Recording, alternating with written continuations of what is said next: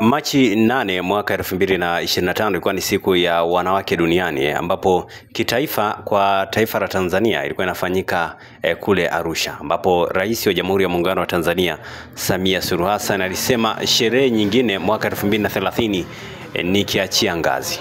Kwa alikuwa amefafanua kuhusiana na namna ambavyo alikuwa amezungumza hayo maneno. Sasa kupitia kwa kada wa Chama cha Demokrasia na Maendeleo Chadema Mdude Nyagali alikuwa amemsikiliza kwa umakini zaidi Rais Samia, na yeye pia akaweza kuandika kupitia ukurasa wake wa mtandao wa kijamii wa X. Amesema mwanzoni mwa mwaka 2016 kuna ubalozi wa Tanzania kule Ulaya ulibandika picha ya Rais Magufuli ukutani kama ilivyo ada ya ofisi za umma kubandika picha ya rais. Kwa bahati mbaya ubalozi ule ukaweka mpaka muda kwamba Magufuli ni rais wa Tanzania kuanzia mwaka 2015 hadi mwaka 2025.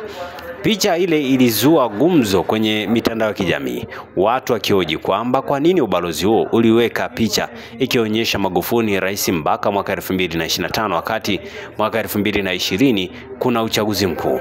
Wengine wakaenda mbali na kusema kwamba pengine kuna njama za kuharibu uchaguzi mwaka 2020 ili Magufuli aendelee mpaka 2025. Kilichotokea ni kwamba mwaka 2020 uchaguzi uliharibiwa na Magufuli akaendelea kuwa rais, lakini huu ni mwaka 2025 na Magufuli sio rais kama ilivyokuwa imetangazwa kwenye picha moja ya balozi huko Ulaya.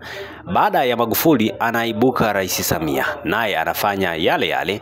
Unayawezaje kusema utakuwa rais mpaka mwaka 2030 wakati 2025 kuna uchaguzi mkuu wa rais, au una mpango wa kuharibu uchaguzi kama Magufuli alivyofanya mwaka 2020? Kwa hicho ndicho ambacho ameweza kukiandika kada wa Chama cha Demokrasia na Maendeleo Chadema Mdude Nyagali kuhusiana kile ambacho alikuwa amekizungumza Rais Samia Suluhu Hassan wakati wa siku ya mwanamke kitaifa ambayo ilikuwa imefanyika kule Arusha. Sasa nikusome comment za wadau mbalimbali. Mtu wa kwanza sema, wewe unafikiri jinsi anavyoteka na kuua watu ni kwa ajili ya nini kama sio urais?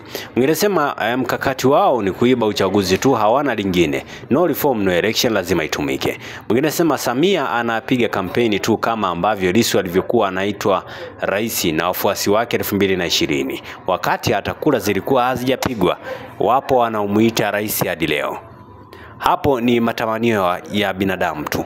Mwingine sema na sio utani, wasipojifunza hapa ndo basi tena. Aliyesema asogezewe muda bungeni kashaga mapema kabisa. Kwa hiyo hicho ndicho ambacho watu wengi pia wamekuwa wakiendelea kutoa maoni yake kuhusiana kile ambacho Mdude Nyagali alikuwa ameweza kukiandika kupitia ukurasa wake wa mtandao wa kijamii wa X.